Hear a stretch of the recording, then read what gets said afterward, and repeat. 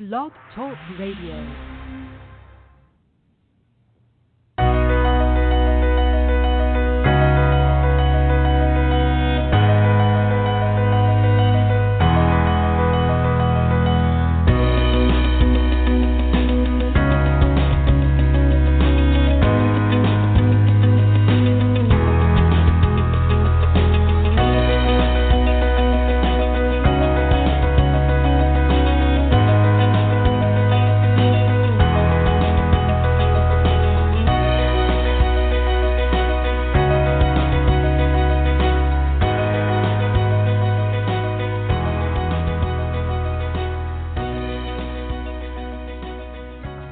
Opening music provided by bensound.com. Welcome everyone to today's Earth Energy Forecast Show on this Tuesday, June 25th, 2019. Thank you for joining us today, or if you're listening later in the podcast.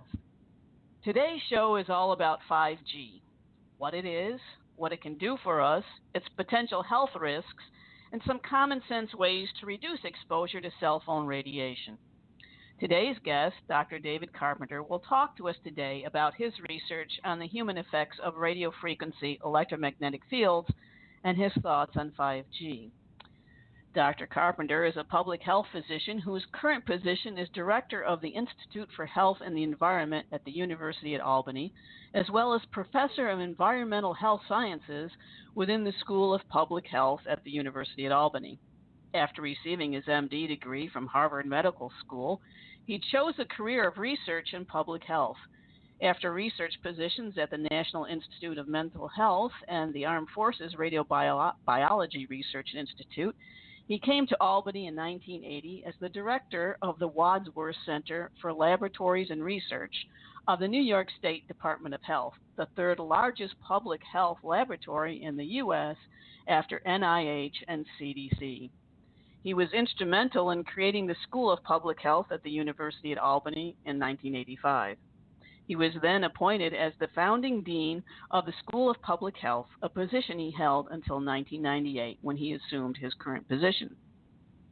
Dr. Carpenter's research initially was basic neurobiology and more recently has primarily been the study of human disease resulting from exposure to environment contaminants and more specifically the adverse human effects of electromagnetic fields. He became a spokesperson for New York State on issues related to EMFs. He has edited 2 books and written several review articles on the subject. He testified before the President's Cancer Panel in 2009 on human health effects of both power line and radio frequency EMFs from a variety of sources. He is co-editor of the Bioinitiative Report, which is a review of the effects of EMFs. But before Dr. Carpenter joins us today, let me share some background information about 5G. Now, please keep in mind that I'm not an expert on 5G. I'm merely sharing the information that I found when I researched it. 5G stands for Fifth Generation Cellular Wireless Technology. It will be a software-defined network, meaning that there will be no cables. It will operate on the cloud, which will make it 100 times the capacity of 4G. It will use what is called network slicing that consists of separate wireless networks so that you can personalize the internet. In order to implement this technology, however, 20,000 satellites are needed. 1G through 4G use between 1 and 5 gigahertz frequency.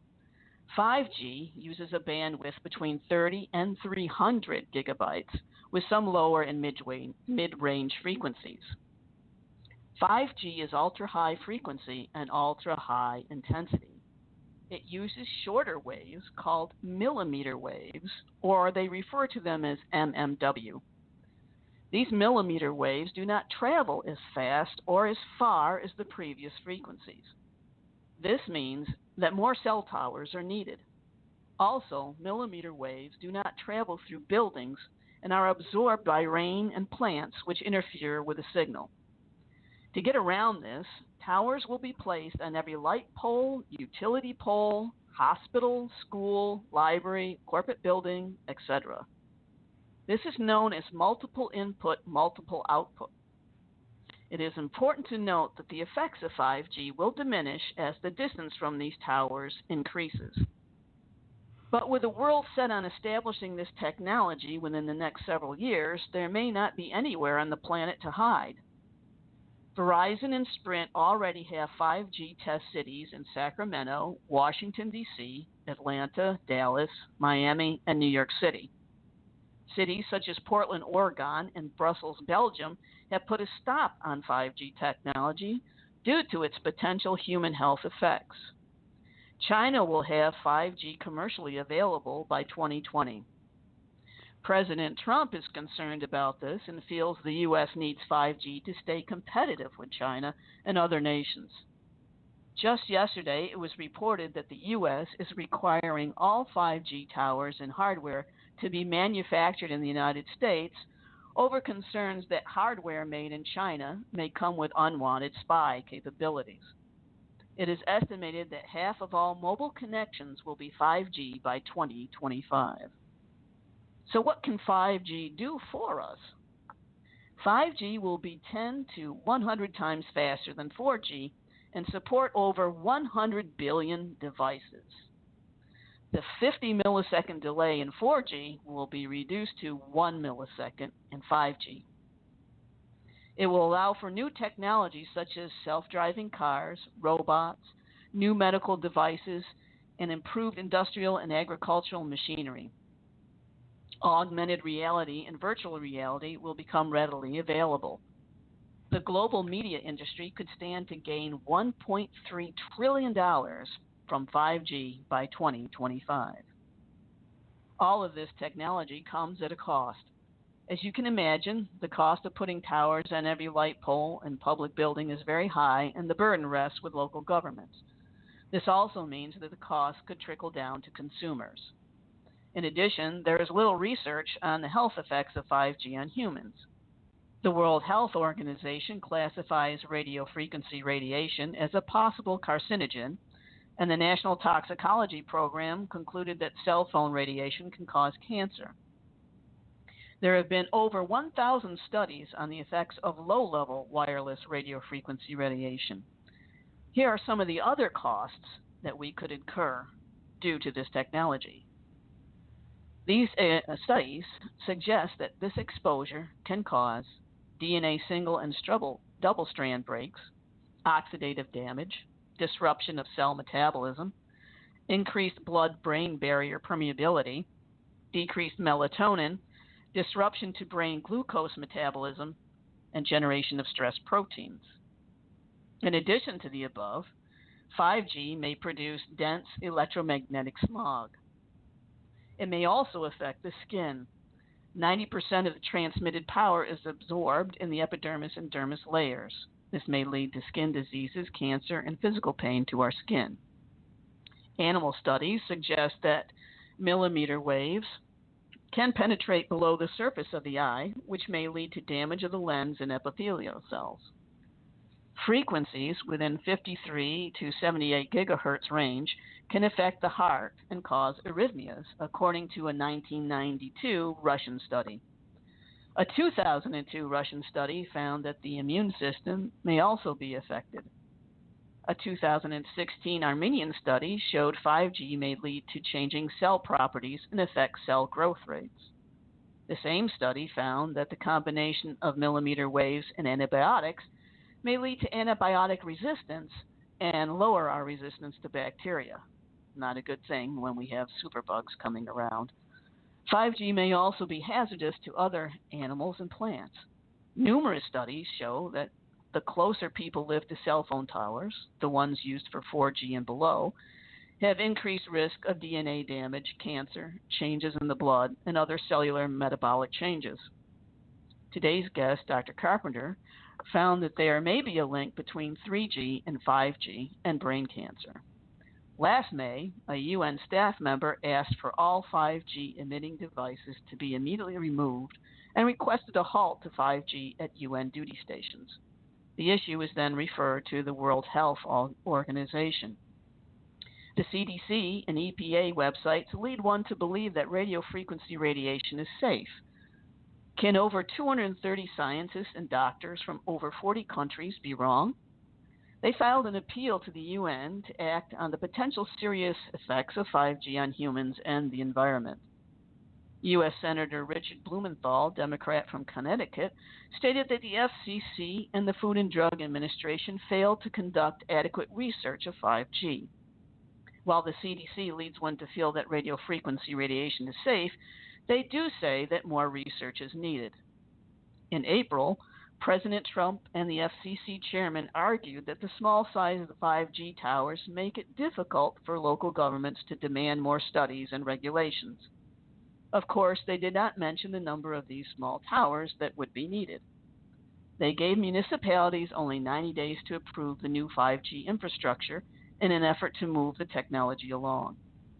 A group of over 200 U.S. cities is suing the FCC to gain authority to negotiate directly with telecom companies. So what can you do to protect yourself from cell phone radiation? Well, for now, what you can do is this. Keep your phone as far away from you as possible by using the speakerphone or a wired air tube headset. Avoid carrying the phone against your body. Do not use it when the signal is weak. Children should not use cell phones or play with them. Shut your phone off at night so it doesn't interfere with your sleep. Avoid using your phone in places surrounded by metal such as airplanes, buses, trains, cars, and elevators. Text more. Maybe the teenagers are right. As far as 5G itself, I can't offer you any other advice today, but I will have return guest Eric Thompson from Subtle Energy coming on the show later this year. He is working on a product to protect us from 5G. Before Dr. Carpenter joins us, I want to read two quotes from two 5G experts.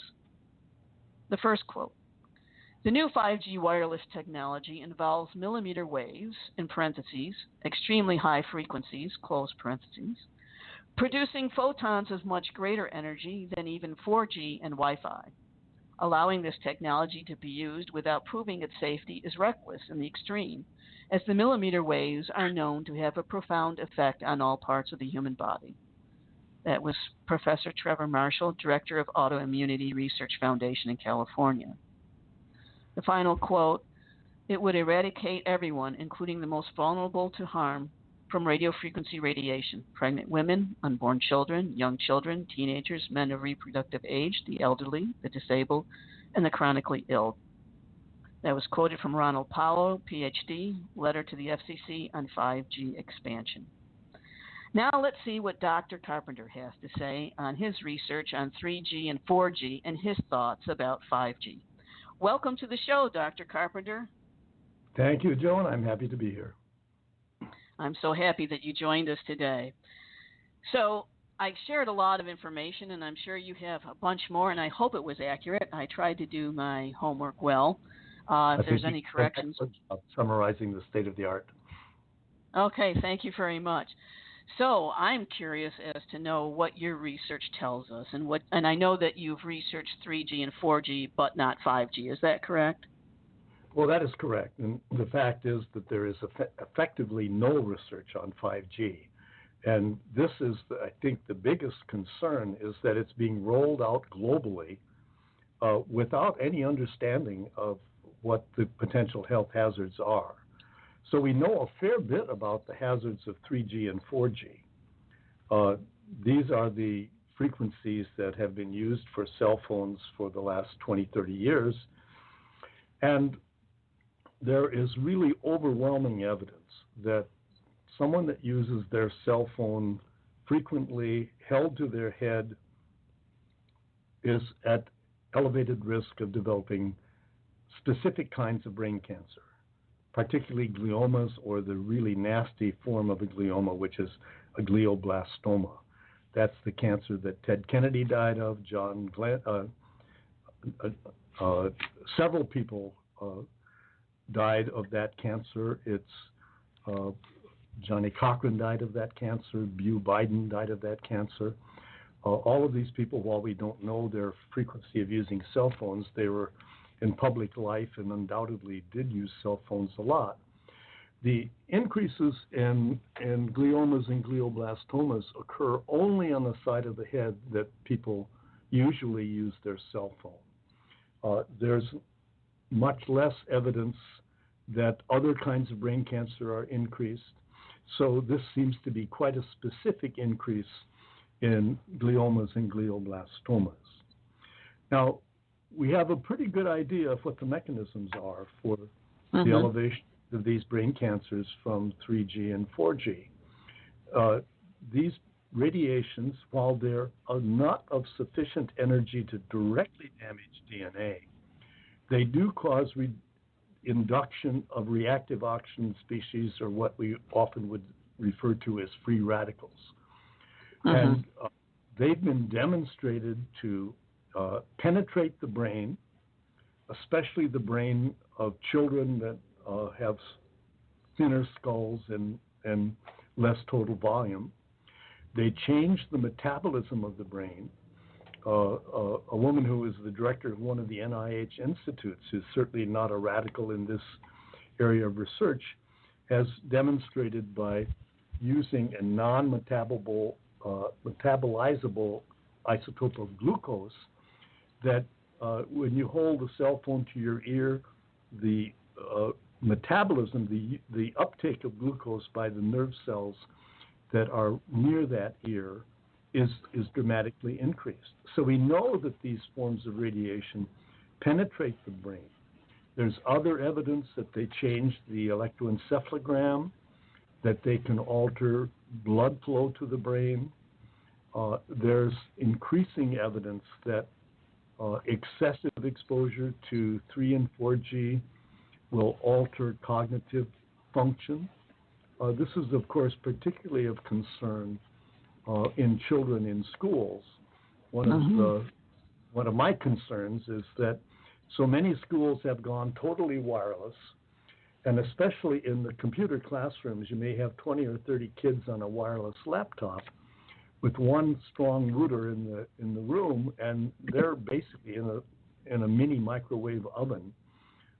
And the concerns that we have, I mean, cancer is not going to appear tomorrow. So what's the cancer rates going to be in 20 years in these children that have these high exposures? And then there is an issue that is becoming more frequent now, and that is that some people become unusually sensitive to radiofrequency radiation and develop a syndrome that's called electrohypersensitivity. It doesn't happen to everybody. It doesn't happen to me. But these people develop headaches. They have the sense their brain doesn't work right. They often have photophobia. They feel fatigued. And in some people, they literally cannot tolerate living in urban environments where there's cell towers everywhere. We're concerned that this is going to increase as exposure increases, which it certainly will with the advent of 5G. So what are these people going to be able to do, Dr. Carpenter, if they develop this electrohypersensitivity and 5G is implemented? Well, this is a major problem. There is this place in West Virginia that prohibits all radiofrequency radiation because of some of the military installations there. I've forgotten the name of the place, but some of these people have gone there to live just because they can't tolerate anywhere else. Others go into the mountains and find a cabin or stay in their car just to escape. And it appears that if they have a period of time where they're less exposed, that the symptoms will somewhat be reduced. But it also appears that once you're electrosensitive, you always will be if you're exposed to excessive levels. It's interesting, way back in the Cold War era, the Soviets irradiated the U.S. Embassy in Moscow with microwaves. Now, what we're talking about for 3G and 4G, these are microwaves. Wow. It's the same thing that drives your microwave oven. It's just that the microwave oven is at a higher intensity. And at high intensities, microwaves cause tissue heating. That's how you can bake your potato or heat your dinner in a microwave oven. And in fact, the only safety standard that we have in this country and in most countries of the world is that safety standard is set to prevent tissue heating. So you don't want to cook your brain while you're talking on your cell phone. But we have all of this evidence for biological effects at lower intensity. But to go back to the U.S. Embassy in Moscow, the Soviets irradiated the embassy with microwaves. And this caused great concern because the Soviets and still the Russian government has much more rigorous safety limits than we do here in the U.S.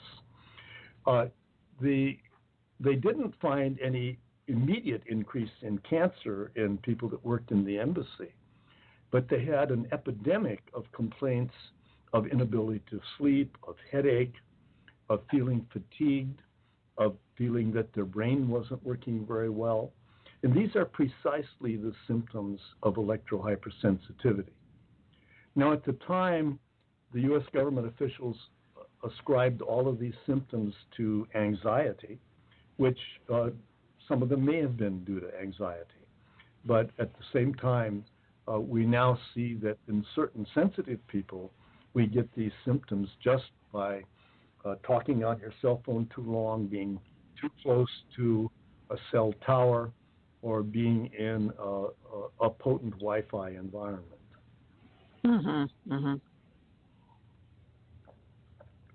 Yeah, they just installed a Wi-Fi tower right in front where I'm living. Right. And, you know, this is the reality is in the real world, we're all exposed to radio frequency continuously, all of the time. Yes. If you can turn your radio on, when you change the dial, what you're doing is changing the frequency of the radio frequency signal. So if you can turn your radio on or your television on or use your cell phone, that means that you're constantly being bathed with those signals. Now, in the past, most of the radio frequency in our environment came from radio and television transmission, and we didn't see symptoms of electrohypersensitivity or elevations in cancer, although even there are now reports of elevation in leukemia in children that live near Vatican Radio, which is a very powerful AM radio transmission station, transmits signals over all of Europe. And leukemia is one of the cancers that we've seen earlier from power line frequencies. When the whole body is irradiated, it appears that leukemia is the cancer of greatest concern. Wow. But if your brain is irradiated, then you get brain cancer. There are reports now that some women will wear their cell phones in their bra. If the cell phone is turned on, there is an increased risk of breast cancer. Of concern, although I don't think it's really been studied yet, is many men will wear their active cell phone on their belt or in their pants, and that would expose the pelvis. So I would predict that at some point we're going to find elevations in gastrointestinal cancers or prostate cancer from pelvic exposure. So it's whatever part of the body is exposed to excessive radio frequency radiation that appears to cause the increase in cancer. When did 3G and 4G come out? Do you know, Dr. Carpenter? Well, I don't know the exact dates. The cell phone was really invented in the U.S., but it was first manufactured and widely used in Northern Europe, especially in Scandinavia.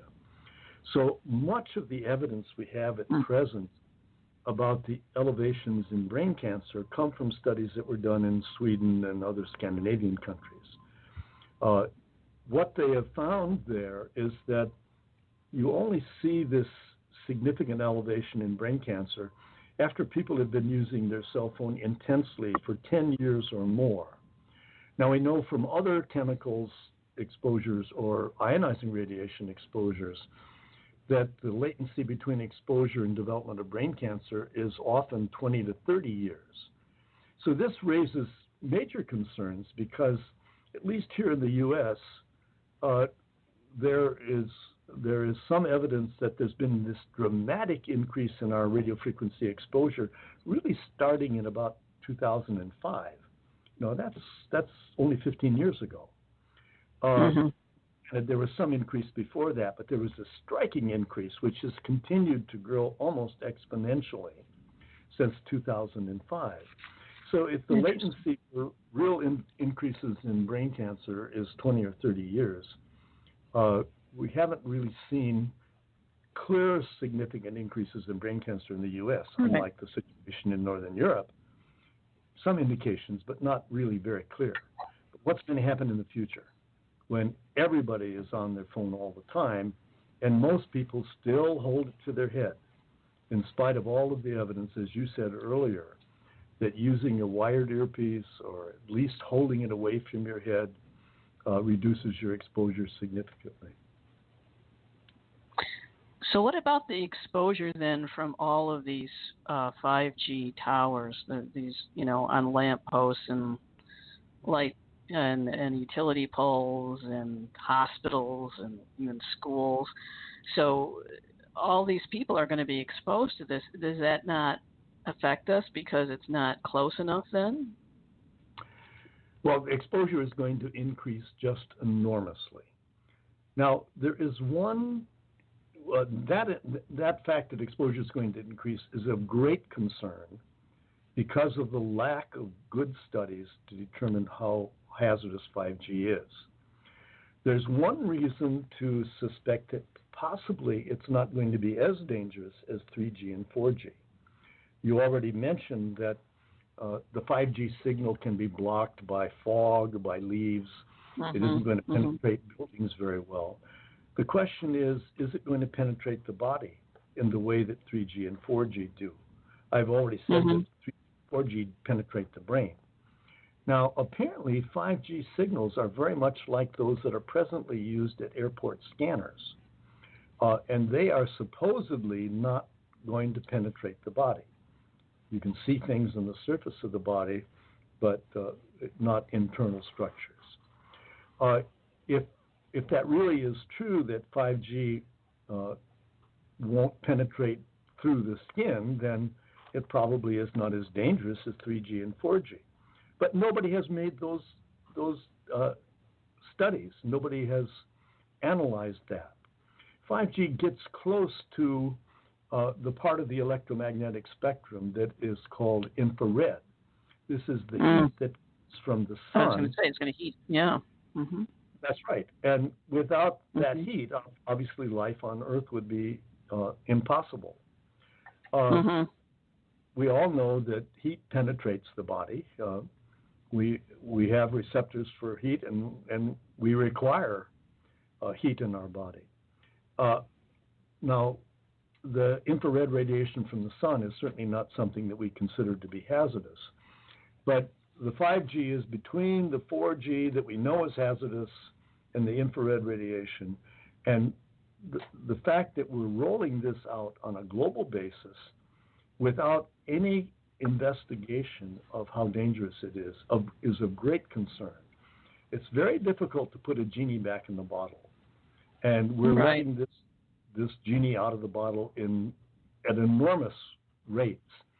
I've just returned from China about 3 weeks ago, and they have big signs everywhere about 5G. I can't read the rest of it. It's all in Chinese.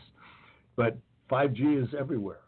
As you said in your introduction, there's this global rush to get 5G out, partly because the utilities are anticipating making just piles of money because of the rollout. But why do we do this without what is the equivalence of an environmental impact statement before we roll things out? We never seem to learn. The whole episode with cigarette smoking and health is what took 30 years before we realized that cigarette smoking was killing people. We've had numerous other chemicals, DDT, PCBs, things like this, that were proposed as, God's gift to mankind, and then we find that these are deadly substances that now that we can't get rid of because they're persistent and they stay in the environment, and we all have in our bodies, and they cause all kinds of diseases. So my take on 5G is that it's a real mistake to implement this widely. The fact that the millimeter waves don't travel as far and are more easily blocked requires that we're going to be putting one of these mini cell towers in front of about every 5th to 10th house on every residential street in the country. I don't know how they're going to get 5G in rural areas because the signals don't travel that far. But this means you're not going to be able to walk down a sidewalk without being continuously exposed. How well the 5G penetrates the house remains to be a question. So the solution to that is apparently putting a 5G transmitter in the house. And that's already happening around the country to some degree. The reality is that we're all continuously exposed. Now, things are, every level we anticipate things to get worse. There's been a lot of concern about smart meters. Smart meters replace the old digital meters on the outside of your house that give the amount of electricity that you used, and they had to have someone come around once a month to read the meters so you get your electric bill. Well, now they're being replaced by smart meters that use radio frequency signals to transmit that information to the utility. And the signals that come from those smart meters appear to be particularly bad in the sense they trigger electrohypersensitivity. But we're going to go from there. Until now, every appliance manufacturer is inserting their appliance a little transmitter called a Zigbee drive, which will use radio frequency radiation to transmit information to the smart meter. And this is going to mean that your refrigerator, your washer, your dryer, your just every little appliance in your house is going to be generating radio frequency radiation, communicating with your smart. And so your kitchen, and especially your laundry room and your bathroom, these are going to be hotbeds of generation of these signals. The Internet of Things, that's what 5G is being promoted. The benefit is you can download a movie in no time at all. Yeah. But that's the only benefit that I can see. I know. So what? Now there are people making money, and people making money off this. Yes, that doesn't benefit most of us, but it's going to benefit the people that are putting out the system enormously. But to do all of this to the enrichment of just a few, without a careful review of the long-term health consequences, is just stupid. And yet, nobody is even aware of the concerns about the health consequences, or at least the general public is not. And everybody's downloading a movie fast. That's a good thing. Yeah. So what really you're saying needs to be done is that we need to do a long-term study before we implement this. And it would have to be, a 20-year study at least? Wouldn't you say, Dr. Carpenter?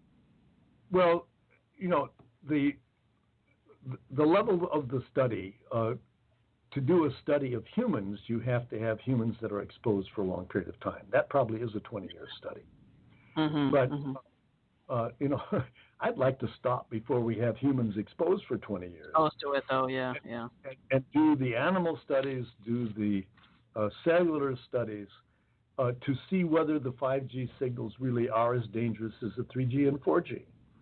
Now, I'm not an advocate of going back to the pre-wireless age. I don't think any of us are going to do that. But we have some pretty good information about how people can enjoy the benefits of wireless communication without unduly and excessively exposing themselves to 3G and 4G. We've talked about some of these. Use a landline when you can, rather than a cell phone. Now, unfortunately, this is a generational thing, and I asked my class that I teach how many people had a landline, and almost nobody under the age of 40 had a landline any longer. Mm-hmm. But landlines don't generate radio frequency radiation. If you're using a cell phone, use a wired earpiece. Keep the cell phone off your body. Turn off the Wi-Fi at night. Don't sleep with the cell phone under your pillow. There's just so many relatively simple things that one can do that will allow you to benefit the good things about radio frequency radiation, but avoid excessive exposure. Now, we should start with the basic assumption that 5G is going to have the same effects that 4G has. And test that assumption. We can do studies in the short term with cellular systems, with animal model systems. Animals don't require as long a period of time. We've just had 2 studies on rodents with 3G and 4G. The National Toxicology Program did a long-term study of rats. Rats live for a total of 2 years, not 70 or 80 like humans do. And that study showed that rats develop the same cancers when they're exposed to cell phone radiation that people do.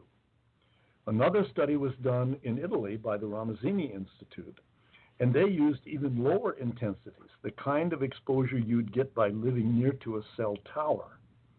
And they demonstrated also that rodents get the same 2 cancers that we see in people, that being brain cancer and a cancer of the Schwann cells that wrap around nerves called a schwannoma. In humans, it's most common as an auditory neuroma. It's a tumor of the auditory nerve, which is encased in bone. So when you get a tumor growing there, first you get deaf, and then you get terrible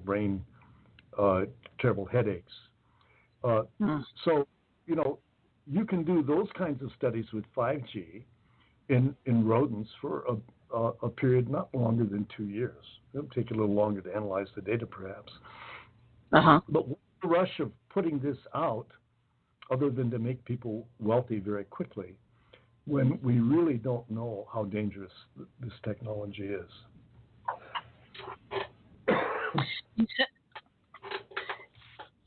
You said you went to China. Do you know if they've done any studies there?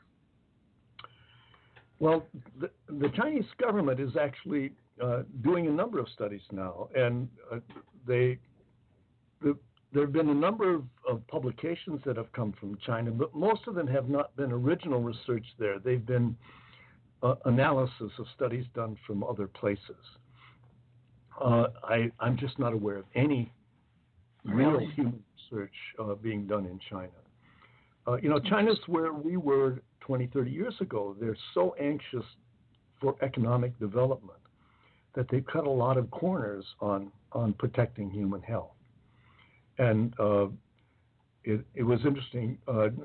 I was at Peking University, where a lot of the studies there have been on air pollution. Air pollution in Beijing is terrible. But air pollution in all of the major cities in China is being reduced quite dramatically because of new regulations put in by the Chinese government. That's at the same time in this country, our regulations to reduce air pollutants are being loosened. They really haven't focused on studies of radio frequency radiation, to my knowledge, but the awareness of the issue is growing dramatically. I was invited to give 5 lectures on 5 different subjects at Peking University, and the one on EMF and health effects was the one that brought out the largest crowd that I've had in any of these lectures in China. I can understand why.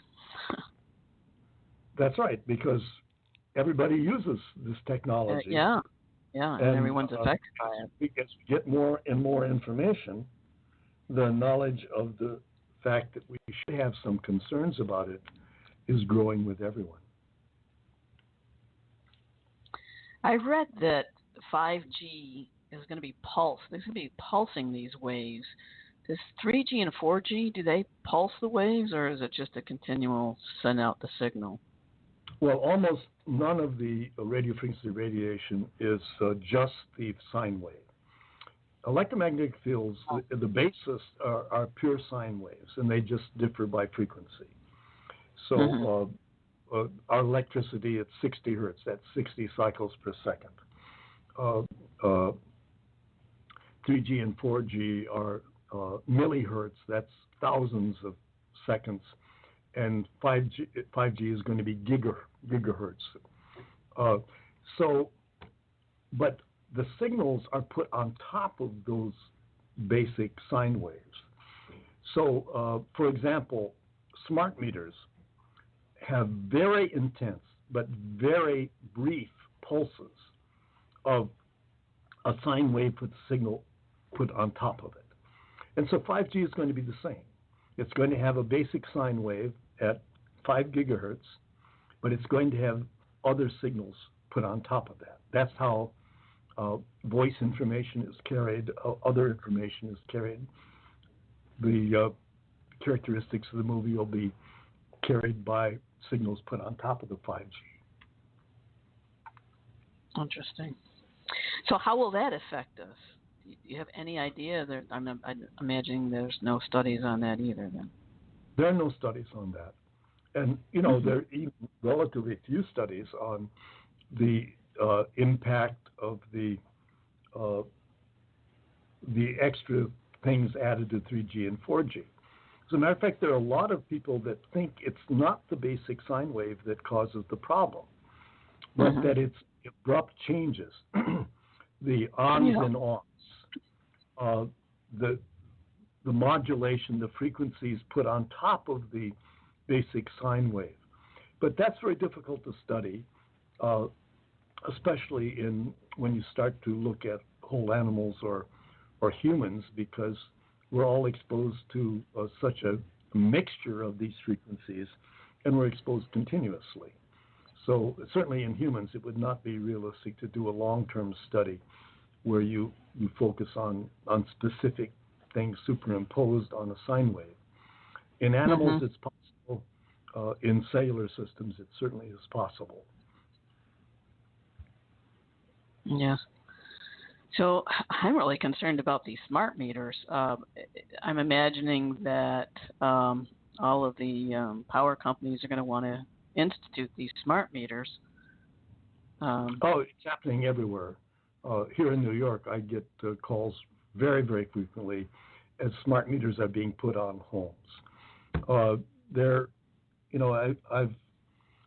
I've been contacted by a number of people. There's an interesting story from California of a couple that were away from their apartment for a month or so, and came home and didn't realize a smart meter had been put on their apartment. Both of them developed severe electrohypersensitivity and couldn't figure out what had happened until they discovered that there was a smart meter that had caused them to develop this syndrome. Now, there are other situations that have demonstrated that this syndrome of electrohypersensitivity can occur because of some very brief but prolonged, brief but intensive exposure to radio frequency radiation. There's old literature on people in the Defense Department who were exposed unintentionally to high-intensity radar and developed a syndrome of electrohypersensitivity that did not go away for a period of years. I also have actually met and talked with a person who was a technician working with radio frequency generators, was invited to do some repair work on a facility that had several generators that were all supposed to be turned off when he went in to do the repair work, but 3 of them were not turned off. And he was in that facility for about an hour. excuse me, developed severe headache, and I met him 2 years later, and he was still ill.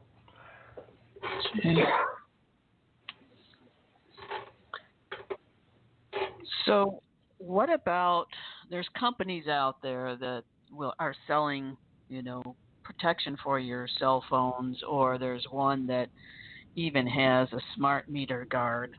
Is there anything that really you can put on your cell phone or on the smart meter to protect you from the radiation that you know of? I'm very skeptical of all those devices. I've had people come to my office and offer me a pendant and that sort of thing. Now, you can shield radio frequency radiation. I'm sorry, I'm getting hoarse here.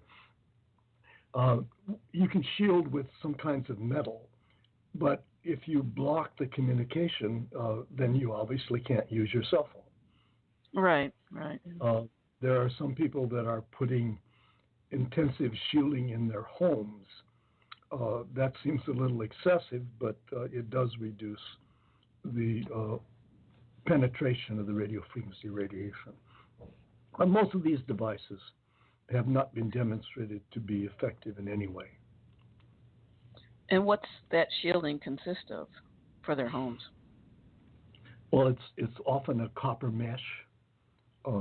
I used to be, as you said earlier, a neuroscientist and electrophysiologist, and we would always use a copper cage to put our sensitive electrical equipment in to shield against external sources of radio frequency radiation. Mm-hmm. But it's not really a practical thing. No, pretty expensive. There are lots of practical things you can do, and that doesn't entail putting copper shielding around your house. Are there any other ways that you can think of to mitigate the effects of this radiation, other than the distance factor that we know that it is an inverse? That's a very important one, but I think the other issues are really important. There's major movements in a number of states for opting out of having smart meters put on your house. The old analog meters work just fine.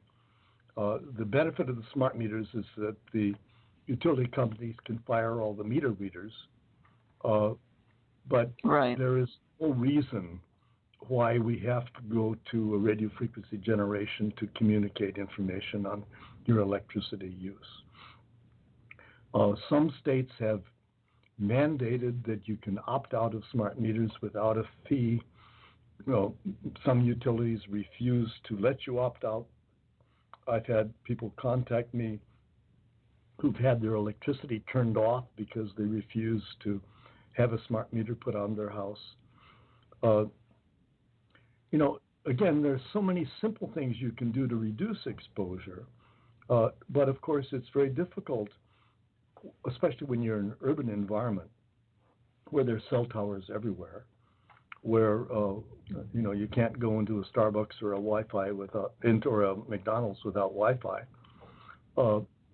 Most people aren't going to be sensitive to that, but it does increase all of our aggregate exposure. And like any environmental impact, our expectation is that what's important is the intensity of exposure and the duration of exposure. And some combination of the two factors determine whether or not we're going to develop symptoms. Mm-hmm. Mm-hmm. Well, do you think there's anything we can do to stop 5G from coming? Well, 5G implementation is a political decision. It's being pushed by the industry. Our Federal Communications Commission basically is staffed by industry people. Our president is very much in favor of implementation of 5G. The only effective way of stopping it would be people working with their elected representatives, whether they be local, statewide, or especially national, to put a brake on this rapid development. Now, again, part of the problem is that we really don't know how dangerous 5G is. But that's the reason to be careful about it. Why implement something that we don't know is so dangerous, whether it's really dangerous or not, until we have at least some basic information that could only come from research. Now, I'm not advocating a 30-year study before we implement 5G, but 5 years to focus funding. Federal government has effectively no funding for study of 5G health effects. The priority seems to be implemented today, and that's just wrong. But I think the only resource we have is through our elected representatives. Scientific community can't help if they have no funding to do the research, which is really what the situation is. Did the U.S. federal government fund studies for 3G and 4G? Not really. There used to be a program on study of radio frequency radiation by the U.S. EPA that was canceled a number of years ago. There was a brief study by the National Institute of Environmental Health Science that released a report, again, probably 15 years ago, that basically said, well, there's some evidence of harm here, but it's not really definitive. They haven't funded any research on radio frequency radiation for many, many years, to my knowledge. There is some internal study at the National Cancer Institute, but the people at the National Cancer Institute have been fairly conservative in their recommendations and have not been forthright in acknowledging the strength of the evidence that we already have on brain cancer from self-use and so forth. So we really have no research in the U.S. There's been much more research in other countries, but even in other countries, there's been this battle between the industry and this competition for countries not to be left behind in the development of a new exciting technology without significant concern about the adverse health effects. Yeah, it just seems like we could be heading to epidemic proportions of diseases that we just don't want. It all kind of boils down to the same thing that most of our issues have: political and greed. And it's unfortunate, but I guess that's where we are. And for the listeners out there, if you're concerned about it, well, you can go to your local elected officials and complain and ask them to stop this. I know in Syracuse, New York, sitting near where I live, they are asking for more studies, but they were looking to implement this within the next 6 years. So I'm hoping that there will be funds and more studies will come out, and we will wake up to this. So I know that Syracuse, for example, wanted to be one of the first cities to go pure 5G, and that's just that's foolish to have that desire to be the guinea pig of what kind of disease rates are we going to see if that happens in cities that implement it without some caution. Yeah, I think it's all run by technology and money and wanting to move ahead, because we have a lot of drone research here and drone use, and Syracuse is trying to open up more technologically and draw in more companies that are on cutting edge technology. And I think that was the impetus for it. But again, where's the forethought here? Like you said, with cigarettes and all the rest, where is the forethought on what the effects are to us? And not only to us, but to the environment as well. I mean, if it's affecting humans, it probably will affect plants and animals too, especially if it can cause DNA effect.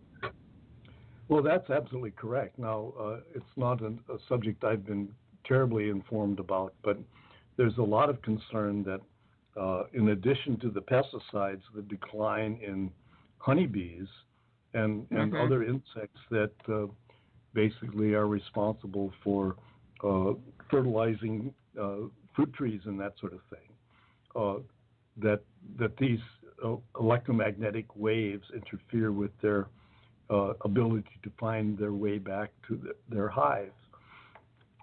So that needs to be studied much more as well. Clearly, we've contaminated the world with pesticides, and that's a factor, but it may not be the only factor. Only factor, yes, because they are dying off a lot. And if no bees, there's no food. There's no food, right. There's no life. It's as simple as that. We live interdependently on this earth, and we've forgotten that, unfortunately. And I think we've forgotten the basic premise that we and all animals and even plants too are electromagnetic beings. So, how are we, and we're living in a sea of electromagnetic waves to begin with, but like you said, if we're all doing the sine wave thing, and if it's coherent, then we don't have a problem. Then, I recognize your frequency. When I moved to Sedona, I know this is going to sound a little esoteric right now, but living in the Northeast and then going to the desert, when I got there, it's like I couldn't tune into anything. I had to read their frequencies and feel the frequency, and then because everything felt foreign to me. And that's why we say it's like a foreign land, a foreign country, because we're not in sync with the frequencies of everything. And this is how we communicate with one another telepathically, just getting vibes off of each other.